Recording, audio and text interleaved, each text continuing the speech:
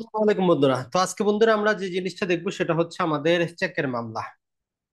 বাস্তব জীবনে যদি আপনার ব্যাংক অ্যাকাউন্ট থেকে থাকে, চেক কি জিনিস সেটা আপনি অবশ্যই জানেন, কিন্তু এই চেক যে আপনার কাছে চেকটা থাকবে, এই চেকটা যখন আপনি অন্য কাউকে দিবেন টাকা পয়সা উত্তোলন করার জন্য, ঋণ পরিশোধ করার জন্য, নানা প্রকার কাজের জন্য, তখন দিন শেষে দেখা যায় যে অনেক ক্ষেত্রে আপনার বিরুদ্ধে চেকের মামলা হয়। তো আজকে আমরা এই ভিডিওটাতে A to Z চেকের মামলা রিলেটেড কি কি সমস্যাগুলো হয়, বাস্তবতা কি, আইন কি বলতেছে, সেটা টোটাল জিনিসটা আপনাদের সামনে তুলে ধরার চেষ্টা করব।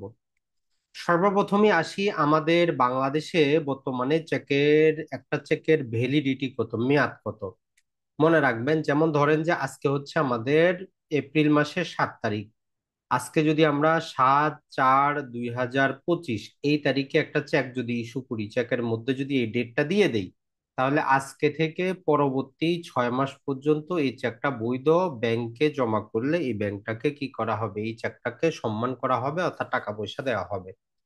যখনই 6 মাস অতিবাহিত হয়ে যাবে, চেকটা সবকিছু ঠিক থাকলেও ব্যাংক এই চেকের বিপরীতে কোনো প্রকার কি করবে না, টাকা পয়সা দিবে না। কিছু কিছু দেশে 3 মাসও আছে। তবে আমাদের বাংলাদেশে নেগোশিয়েবল ইনস্ট্রুমেন্ট অ্যাক্ট বলে একটা আইন আছে, হস্তান্তরযোগ্য দলিল আইন, যে আইনের অধীনে চেকের মামলা যাবতীয় কিছু নির্ধারিত হয়। সেটাতে বলতেছে যে চেকের মেয়াদ হচ্ছে 6 মাস।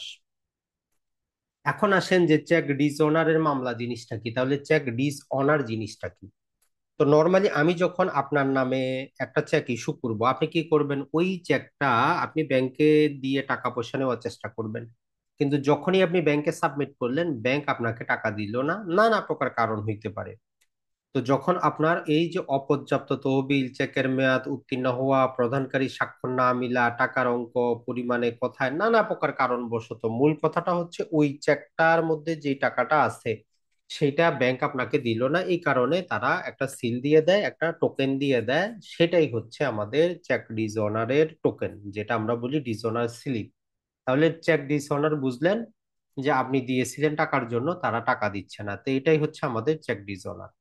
আর এই চেক ডিসঅনার স্লিপ হচ্ছে চেকটি আপনি যে জমা করলেন, তো জমা করার বিপরীতে যে তারা আপনাকে দিল না, একটা ছোট্ট লিখিত দিল, সেটাই হচ্ছে চেক ডিসঅনার স্লিপ, যেটা আপনার মামলা করার জন্য কিন্তু প্রয়োজন পড়ে। এরপরে আসি যে চেকের মামলা কোন আইন মোতাবেক কোথায় হচ্ছে। তো বর্তমানে বাংলাদেশে চেক ডিসঅনারের মামলাগুলো, ম্যাক্সিমাম মামলা আমরা নেগোশিয়েবল ইনস্ট্রুমেন্টের 1888 এর 138 ধারা মোতাবেক কিন্তু আমরা করে থাকি। তো তাহলে এই যে নেগোশিয়েবল ইনস্ট্রুমেন্ট অ্যাক্টের 148 ধারা মোতাবেক, 138 ধারা মোতাবেক আমরা চেকের মামলাগুলো করে থাকি। এখন আসি যে আপনি কোন স্থানে মামলাটা দায়ের করবেন। তো নর্মাল পন্থা যেটা, সেটা হচ্ছে চাকরি ব্যাংকের যে শাখায় ডিসঅনার হয়েছে, ওই শাখাটি যে এলাকায় অবস্থিত, ওই এলাকার এখতিয়ারের মধ্যে আপনি মামলা দায়ের করতে পারবেন। তবে এই রিলেটেড সুপ্রিম কোর্টের সর্বশেষ যে নজির হচ্ছে, সেটা একটু চেকের মামলা করার জন্য আপনার জায়গা কিন্তু খুলে দিয়েছে। সেটা হচ্ছে যে স্থানে ব্যবসা প্রতিষ্ঠান, যে ব্যাংকের চেক ডিসঅনার করা হয়েছে, যে জেলা থেকে আইনি বিজ্ঞপ্তি দেওয়া হয়েছে, যে স্থানে বাদী বা পাওনাদার বসবাস করে, এমন আঞ্চলিক অধিক্ষেত্র টেরিটোরিয়াল জুরিসডিকশনে যে কোনো চিফ মেট্রোপলিটন ম্যাজিস্ট্রেট বা চিফ জুডিশিয়াল ম্যাজিস্ট্রেট এলাকা আদালতে চেক ডিসঅনারের প্রতিকার চেয়ে মামলা দায়ের করা যাবে। তাহলে চেকটা আপনি যে ব্যাংকে দিলেন, সেই ব্যাংক যে অধিক্ষেত্রের অধীনে, সেখানে যেমন করতে পারবেন। আপনি বাদী মামলা দায়ের করবেন, আপনি যেখানে বসবাস করেন সেখানেও মামলা দায়ের করতে পারবেন। যেখানে পাওনাদার বসবাস করে সেখানেও মামলা দায়ের করা যাবে। তার মানে আগে যে একদম ন্যারো একটা জায়গা ছিল, সেটাকে কি করা হয়েছে, বর্ডার লাইনে নিয়ে আসা হয়েছে, যেটা আমরা মনে করি যে খুবই ভালো জিনিস।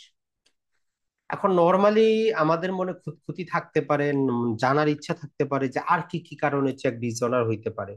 তো আপনি কারণগুলো মনে না রাখলেও একটাই মনে রাখবেন, যদি যেই কোনো কারণবশত ব্যাংক আপনাকে টাকা পরিশোধ না করে, সেটা স্টপ পেমেন্ট হোক, নানা প্রকার কারণ হোক, সেটাও চেক ডিসঅনারের কারণের মধ্যে অন্তর্ভুক্ত হবে। যদিও অনেকেই এই বিষয়ে ভুল ধারণা পোষণ করেন যে শুধু টাকা না থাকলেই তখনই চেক ডিসঅনারের মামলা হবে। বিষয়টা এমন না, মামলা কিন্তু হয় না। দেখেন, চেক ডিসঅনার হওয়ার পরে আপনি তাকে নোটিশ দেন, যদি তার স্বাক্ষর না মিলতো, অন্য কোনো কারণ থাকতো, সে কিন্তু পরবর্তী 30 দিন সময় আপনাকে টাকাটা দিয়ে দিত। তো পরবর্তী 30 দিনে টাকাটা দেয় নাই, তার মানে কি, তার ইন্টেনশনটা ভালো না। তো এই জন্য যারাই বলেন যে শুধু অপর্যাপ্ত তহবিল যদি হয় তবেই আমরা চেক ডিসঅনারের মামলা করব, বিষয়টা একদম শুরু, যেটা বলবো যে আমরা আইনের মিস ইন্টারপ্রিটেশন, আইন না বুঝার কারণে। তো যেমন ধরেন যে ব্যাংকে হিসাবে টাকা যথাযথ না থাকলে, যিনি চেক প্রদান করতেছেন তার স্বাক্ষর মিলতেছে না, বাংলায় লিখছেন 1 লাখ টাকা, ইংরেজিতে লিখে বসে আছেন 2 লাখ টাকা, চেকের মেয়াদ উত্তীর্ণ হয়ে গেলে, চেকটা যথাযথ পূরণ না করা হলে, চেকে ঘষা মাজা থাকলে, চেক কাটাকাটি করলে এবং পূর্ণ স্বাক্ষর দিয়ে তা সত্যায়ন না করা হলে, এছাড়া অন্য যে কোনো কারণ যার কারণে ব্যাংক আপনাকে টাকা পরিশোধ করতেছে না, অর্থাৎ যেই কোনো কারণবশত যদি ব্যাংক কি করে ওই চেকটাকের বিপরীতে, যেহেতু একটা ডিমান্ড ড্রাফটের মতো, ওইটা চাহিদা মাত্র তারা ব্যাংক আপনাকে টাকা দিতে বাধ্য, যেহেতু দিচ্ছে না তার মানে ডিসঅনার হয়েছে। এখন মামলা দায়েরের কিছু পদ্ধতি আছে। প্রথমেই হচ্ছে আপনাকে চেকটা কি করতে হবে, ব্যাংকে ডিসঅনার করিয়ে ওই স্লিপটা নিয়ে আসতে হবে। তো এটা মনে রাখবেন, এটাকে আপনার 3 বার 4 বার ডিসঅনার করানোর দরকার নাই, আপনি একবারই ব্যাংকে সাবমিট করলেই যথেষ্ট, ওই স্লিপটা দিয়ে মামলা দায়ের করতে পারবেন। যেদিন থেকে আপনি ডিসঅনার স্লিপটা পেলেন সেদিন থেকে 30 দিনের মধ্যে আপনি কি কি করতে হবে, একটা নোটিশ দিতে হবে চেক দাতা বরাবর, যে আপনার এই হচ্ছে চেক, এটা ডিসঅনার হয়ে গেছে। যেদিন থেকে উনি ওই নোটিশটা পাবে ওই দিন থেকে 30 দিনের মধ্যে টাকা পরিশোধ করতে হবে। তো 30 দিনে টাকা পরিশোধ না করলে পরবর্তী 30 দিনে আমরা এখতিয়ার সম্পন্ন ম্যাজিস্ট্রেট আদালতে মামলাটা দায়ের করব। তো এক্ষেত্রে অনেক আইনজীবী বলবেন যে নোটিশের সামনে কি করে তারা উকিল নোটিশ দেয়, আইনি নোটিশ দেয়, তো এইটা সম্পূর্ণ ভুয়া এবং ফ্যাব্রিকেটেড একটা তথ্য, তাদের মানিব্যাগ ভর্তি করার জন্য। নোটিশটা আপনি নিজেও সাদা কাগজে লিখে দিতে পারেন, কোনো আইনজীবীর কাছে প্রয়োজন হয় না। চেকটা প্রয়োজনে আপনি একটা সাদা কাগজের উপর চেকটাকে কি করবেন, চেকটাকে রেখে একটা ফটোকপি নিয়ে নিচে তার নাম ঠিকানা সবকিছু দিয়ে তাকে টাকা পরিশোধ করার জন্য দিয়ে, প্রয়োজনে তার কাছে নিজে হাতে গিয়ে দিতে পারেন, একটু পরে আমরা দেখব, ডাক বিভাগে পাঠাইতে পারেন। তাহলে 30 দিন, 30 দিন এই সময়টা গুরুত্বপূর্ণ। ডিসেম্বর থেকে 30 দিনের মধ্যে আপনাকে কি করতে হবে, অবশ্যই নোটিশ দিতে হবে, নোটিশে তাকে 30 দিনের সময় দিতে হবে। এই 30 দিনে না দিলে পরবর্তী 30 দিনে আপনার কজ অফ অ্যাকশন এরাজ হয়ে আপনি আদালতে মামলা দায়ের করতে পারবেন। তো এই সময়সীমাটা গুরুত্বপূর্ণ। অনেক ক্ষেত্রে এই সময়সীমার মধ্যে যখন আপনি মামলা দায়ের করতে না পারেন, মামলা কিন্তু খারিজ হয়ে যায়। তো এরপরে আসি যে একটা চেক ডিসঅনারের মামলা করার জন্য তাহলে কি কি কাগজপাতি আপনার প্রয়োজন। তো বর্তমানে আমরা জানি যে আপনি যেহেতু বাদী, আপনার পাসপোর্ট অথবা জন্ম নিবন্ধনের প্রয়োজন হবে, অথবা আপনার জাতীয় পরিচয়পত্র, এটা লাগবেই, মাস্ট। 2 নম্বর হচ্ছে চেকটা যে ডিসঅনার করিয়েছেন তার স্লিপটা, আপনি যে তাকে একটা নোটিশ দিয়েছেন নোটিশের ফটোকপি, এটা যদি ডাক বিভাগে পাঠান তাহলে এডি সহ আপনি দিয়ে দিবেন, সরাসরি দিলে তার কাছ থেকে 2 কপি, অপর কপিতে তার সিগনেচারটা নিবেন। আর যদি পত্রিকায় আপনি প্রকাশ করেন তাহলে ওই পত্রিকার ফটোকপিটা প্রয়োজন হবে। তো এই সমস্ত কিছু কি করবেন, এগুলোর সাথে চেকের মূল কপিটা কিন্তু আপনাকে আদালতে সাবমিট করতে হবে, তাহলে চেকের মামলা করতে ওই চেকটারও প্রয়োজন আছে। এটা ছাড়া আরো আনুষঙ্গিক আর্জির সাথে যে সামান্য নোটিশ ফি আছে, এগুলো দিয়ে মামলা দায়ের করে দিতে হবে। এখন নোটিশ আমরা যেভাবে বললাম যে তাকে আপনি 3 ভাবে দিতে পারেন, চেক ইস্যুকারীর হাতে সরাসরি পৌঁছে দিতে পারেন, সরাসরি দিলে অবশ্যই ফটোকপি আকারে করে নিয়ে যাবেন, অপরটাতে তার সিগনেচার এবং তারিখ রাখবেন। যদি প্রাপ্তি স্বীকার সহ ডাক বিভাগে পাঠান তাহলে রেজিস্টার্ড ডাকযোগে পাঠাবেন, অথবা বহুল প্রচারিত বাংলা জাতীয় দৈনিকে প্রকাশ করেও কি করা যায়, নোটিশ জারি করা যায়। তবে আগে ওই 2 ভাবে ট্রাই করতে হবে, সেভাবে না পাওয়া গেলে তখনই নিচেটা প্রয়োগ করতে হবে। আর যেটা আমরা বললাম যে মামলা করার অবশ্যই সময়সীমা আছে, চেক গ্রহীতা চেকটি ডিসঅনার হয়ে ফেরত আসলে 30 দিনের মধ্যে চেকদাতাকে নোটিশ দিতে হবে। নোটিশ পর 30 দিনের মধ্যে চেকদাতা চেক গ্রহীতাকে টাকা পরিশোধে ব্যর্থ হলে চেক গ্রহীতা মামলা করতে পারবেন পরবর্তী 30 দিনে। এইটা মনে রাখবেন, এটাই সবচেয়ে গুরুত্বপূর্ণ। অনেক ক্ষেত্রে এইরকম আমরা কি করি, বারবার ভুল করি। তো আবার দেখবেন যে অনেক ক্ষেত্রে আপনি মেয়াদ ছিল কিন্তু আপনি একবার ডিসঅনার করিয়েছেন, এখন ওই 30 দিন পার হয়ে গেছে, যদি ওই চেকের মেয়াদ থাকে আবার ব্যাংকে সাবমিট করেন, ব্যাংক আবার ডিসঅনার করুক, তারপরে আবার মামলা দায়ের করেন। এখন মামলা কোন আদালতে দায়ের হয়, তো এই নিয়ে সর্বশেষ যে জিনিসটা সেটা হচ্ছে যে আমলি আদালত মামলা দায়ের করতে হয়। তো নর্মালি চেকের মামলাগুলা দেখা যায় যে চিফ জুডিশিয়াল ম্যাজিস্ট্রেট, আর মেট্রোপলিটন হইলে চিফ মেট্রোপলিটন ম্যাজিস্ট্রেটই কি করেন, কগনিজেন্সে নেন। এটা ছাড়া ওনার বাইরেও কি করা যায়, মামলাগুলা যেহেতু এই মামলাগুলো আমলি আদালতে কগনিজেবল আদালতেও দায়ের করা যায়, তার মানে প্রথম শ্রেণীর ম্যাজিস্ট্রেট আদালতও দায়ের করতে পারবেন। তবে প্র্যাকটিসে দেখা যায় যে এগুলা চিফ জুডিশিয়াল ম্যাজিস্ট্রেট অথবা চিফ মেট্রোপলিটন ম্যাজিস্ট্রেট কি করেন, উনি নিজে অথবা উনি যাকে দায়িত্ব দেন উনি গ্রহণ করেন। এরপর থেকে মামলাটা নেওয়া, বিবাদীকে সমন পাঠানো, তাকে গ্রেফতার করা, জেলে পাঠানো, জামিন, এগুলো ওই ম্যাজিস্ট্রেটরা নিয়ন্ত্রণ করেন। যখন সম্পূর্ণ কিছু রেডি হয়ে আসে তখন বিচার করার জন্য মামলাটা যুগ্ম দায়রা জজ আদালতে পাঠিয়ে দেওয়া হয়, যুগ্ম দায়রা জজ বিচার করেন। আর এরপরে আপিল করতে চাইলে দায়রা জজ আপিল হয়, এখন আর হাইকোর্টে যাওয়ার প্রয়োজন হয় না। তো নর্মালি যেটা আমরা বললাম, ওই যে যিনি কগনিজেন্টে নেন, আমলে নেন, উনি কি করেন, উনি যিনি মামলা করতেছেন তাকে একটু পরীক্ষা করেন, তার জবানবন্দি গ্রহণ করেন। এটা ছাড়া প্রাথমিক এই সত্যতা আছে কিনা সেটা একটু দেখার চেষ্টা করেন। যদি মনে হয় যে না, প্রাইমা ফেসি কেসে এইখানে লোকাল স্ট্যান্ডটাই আছে, সবকিছু আছে, তখন উনি কি করেন, আসামিকে গ্রেপ্তার সমন যাবতীয় কিছু করার আদেশ দেন। আর প্রস্তুত হলে তখন সেটাকে উনি বিচারিক আদালতে পাঠিয়ে দেন, যুগ্ম দায়রা জজের কাছে। আর চেক ডিজঅনারের মামলা সবসময় একটা নালিশি মামলা, থানায় দায়ের করা যায় না। আর নালিশকারীকে কি করতে হবে, আইনজীবী নিয়োগ করতে হবে, সরকার আইনজীবী দিবে না, যেহেতু প্রাইভেট ব্যাপার।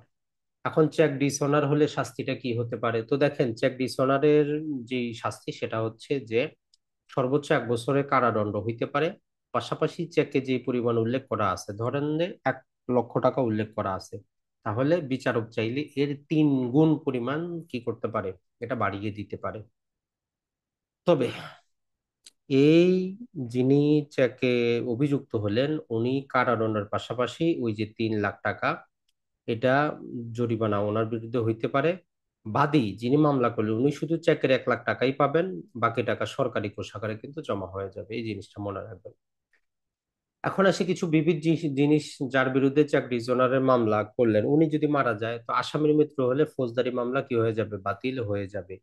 তাহলে চেক ডিজঅনার মামলা করার আগেই যদি চেকদাতা মারা যায়, অথবা মামলা করার সময় মারা যায়, অথবা মামলা চলমান অবস্থায় যদি মারা যায়, তাহলে সর্ব অবস্থায় কি হবে, মামলাটা বাতিল হয়ে যাবে। তো বাতিল হয়ে গেলে আপনি তার উত্তরাধিকারীদেরকে দেওয়ানি মামলার মতো ওই মামলায় জড়াইতে পারবেন না, এই জিনিসটা মনে রাখবেন।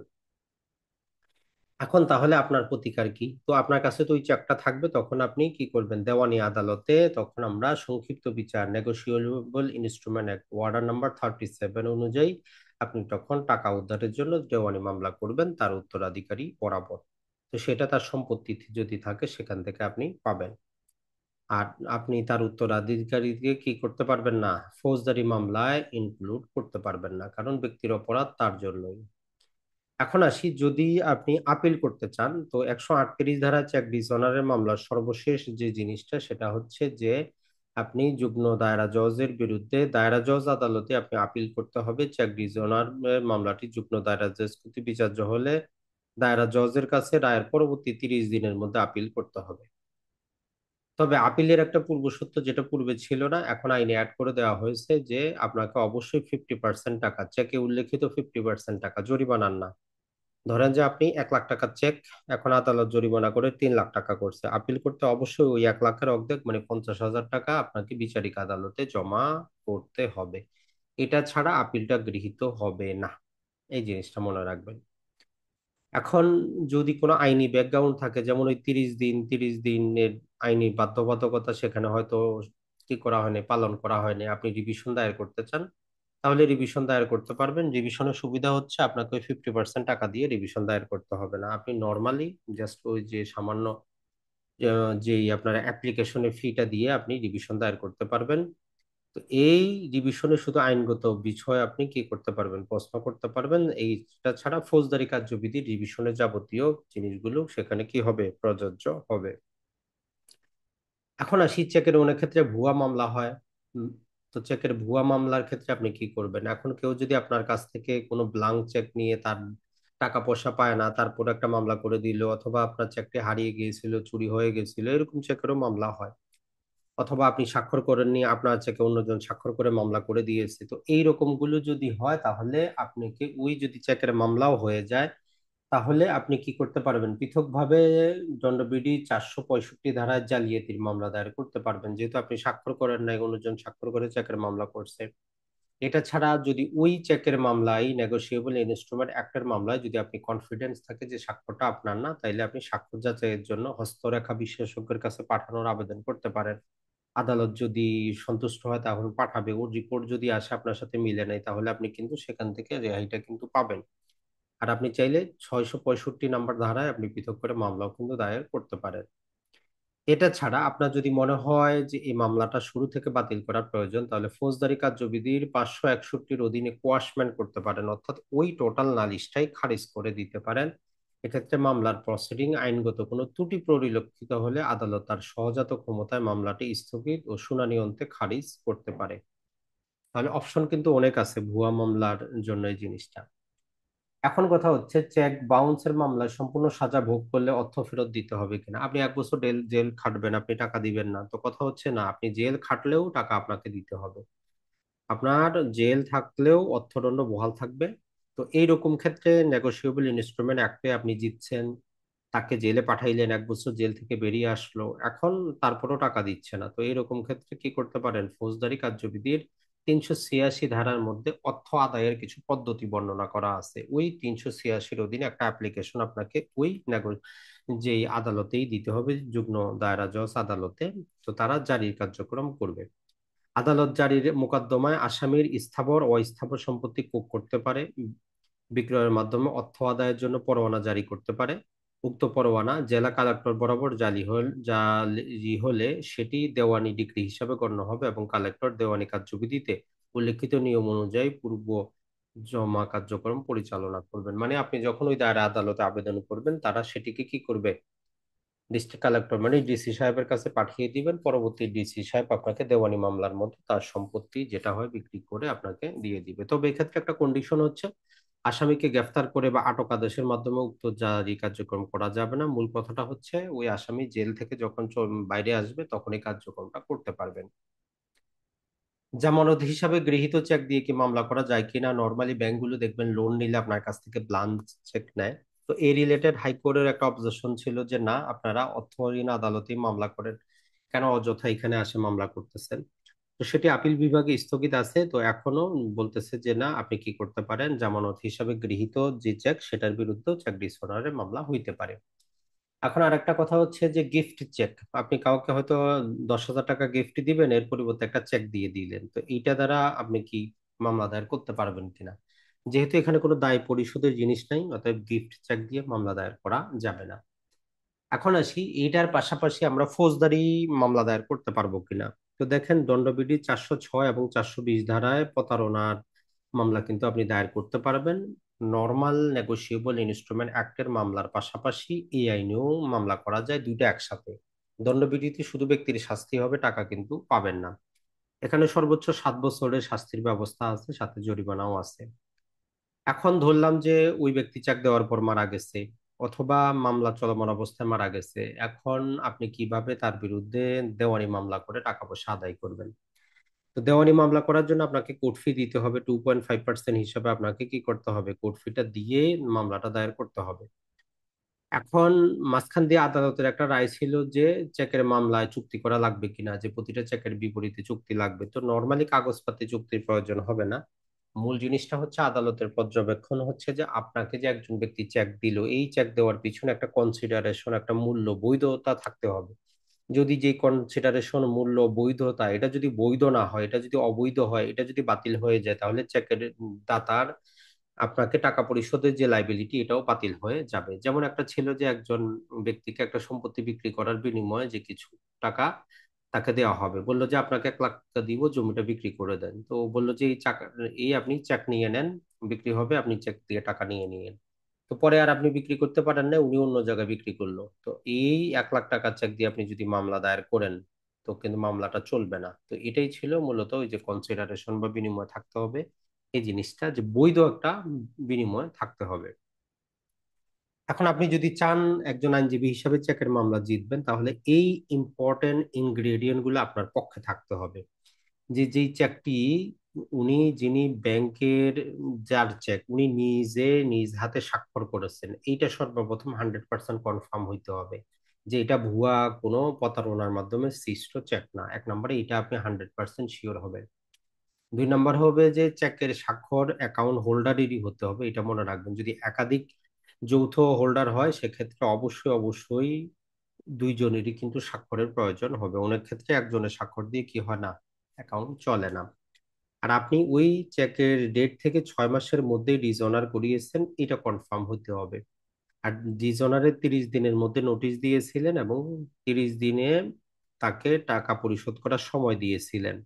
এরপরে 30 দিনের মধ্যে মামলা করছেন, এই যে স্তরগুলো একটু চেক করে নেবেন। এগুলা যদি ঠিক থাকে তাহলে আপনি হয়তো প্রতিকার পেতে পারেন। কিন্তু এগুলা ঠিক না থাকলে আপনি কি হয়ে যাবে, মামলা আপনার খারিজ হয়ে যাবে, যতই আপনার দাবিটা ন্যায্য হোক।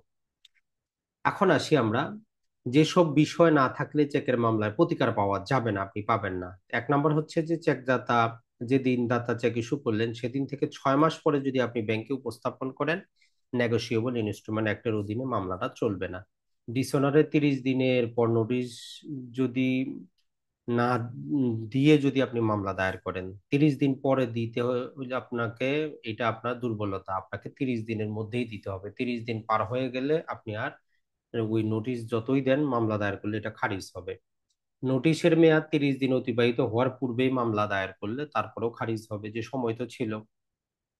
এখন আসি আসলে চেক ডিসঅনারের মামলায় প্রমাণ কি করতে হবে। তো মূল জিনিস, যে জিনিসটা প্রমাণ করতে হবে সেটা দেখেন, যে ঋণ অথবা দায় পরিশোধ করার জন্যই আসামি বাদীকে চেক দিয়েছে। মূল লাইবিলিটি হচ্ছে যে কোনো ঋণ বা কোনো দায়, কোনো কনসিডারেশন আসামি উক্ত ঋণ বা দায় দেনা আইনানুগভাবে পরিশোধ করতে বাধ্য। দুইটা জিনিস, একটা হচ্ছে যে ঋণ বা দেনা পরিশোধ করার জন্য আমি দিলাম, আর আমি আইনগতভাবে বাধ্য।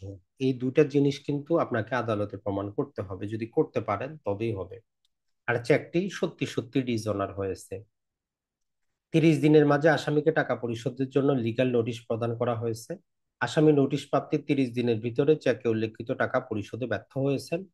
আসামির যদি ব্যবসায়িক লেনদেনের কারণে বাদীকে চেক প্রদান করে, তাহলে বাদীকে আসামির সাথে তার ব্যবসায়িক সম্পর্ক ছিল এমন একটা সম্পর্ক প্রমাণ করতে হবে। যে বিভিন্ন প্রকার আপনি কারো কাছ থেকে মাল দেন, সে আপনাকে কি করে একটা চেক দেয়, তো এরকম আনুষঙ্গিক অ্যাটলিস্ট কিছু আপনি চুক্তিপত্র দেখান, অথবা আপনার কাছে তার কিছু রসিদ থাকবে, মাল ডেলিভারির রসিদ থাকবে। মানে কোনো না কোনো কিছু একটা ভাবে অ্যাটলিস্ট এই প্রমাণটুকু আসে যে হ্যাঁ, এই যাকে আপনি চেকের মামলা আসামি করলেন সে কি হচ্ছে, সে প্রকৃতপক্ষে আপনার দেনা পরিশোধ করার জন্য দায়বদ্ধ। তাহলে টোটাল এই জিনিসটা থেকে তাহলে আপনি নেগোশিয়েবল ইনস্ট্রুমেন্ট অ্যাক্টের অধীনে কি করতে পারতেছেন, নেগোশিয়েবল ইনস্ট্রুমেন্ট অ্যাক্টের অধীনে চেকের মামলা দায়ের করতেছেন, যেটা সবচেয়ে পপুলার। আর যদি আসামি মারা যায় অথবা মামলা দায়ের করতে না পারেন, তাহলে নর্মাল ওই চেক দিয়ে আপনি দেওয়ানি আদালতে মামলা দায়ের করতে পারবেন। কতদিন? 3 বছরের মধ্যে, এটা মনে রাখবেন। 3 বছরের মধ্যে মামলা দায়েরটা করতে পারবেন। আর আপনি যে কাজটা করতে পারেন সেটা হচ্ছে ফৌজদারি মামলা দায়ের করতে পারেন 406, 420-এর অধীনে। সেখানে শাস্তি হবে, টাকা পয়সা কিন্তু পাবেন না। তো এই নেগোশিয়েবল ইনস্ট্রুমেন্ট একটা সংশোধনী কথাবার্তা গত 5-6 বছর ধরে চলতেছে, এখনো কিন্তু কি হয় নাই, সংশোধিত আকারে আসে নাই। তো ভালো থাকবেন, সুস্থ থাকবেন। আশা করি check related A to Z একটা ভিডিওতে আপনি বুঝতে পারলেন। আসসালামু আলাইকুম।